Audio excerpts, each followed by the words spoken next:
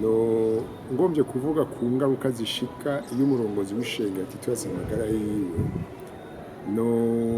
no bibabwira nkoresheje uburoro bwinshi. Nkoreshe kano karorero k'umuntu umwe yari umurongozi akomeye cyane mu myaka yaheze, ntihari ngaho iwacu, hari hanze, azwi rwose, yakoreye Imana mu buryo buteye ubwoba. N'abantu bake nimba hari abariho baba barakoreye Imana nkawe.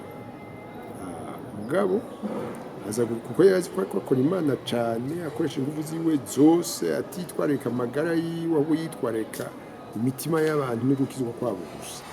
We yumva ko ivyo bikwiye ngira ngo kwanga Imana nayo izoca yitwararika ibisigaye.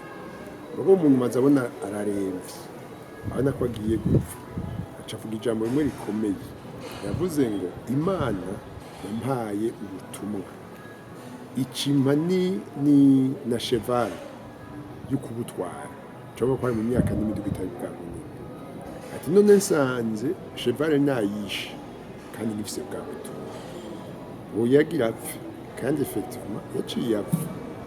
Uwo n'umuntu uwundi wo ngaho iwacu akiri na muto we twavuganye nta misi mishirahe, asanze afise diabete, ubwo agiye kuraba asanga yavuye kumwitwara ku mwinshi w'ibikorwa by'Imana yariko arakora no kutitwararika kubwiwe, ibimwerekeye, kuruhuka, gufungura n'ibindi. Afise imyaka itarenza 40, akiri hafi cyane.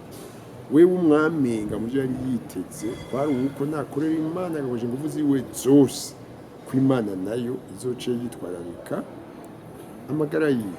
Yambara ati nagize shock mbonye ibi byashikiye, nari nzi ko ibi ndabikoze ko Imana izoce yitwararika bikabira.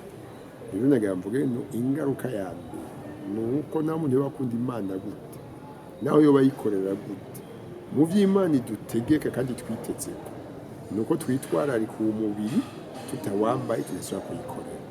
Imana ibahezagire.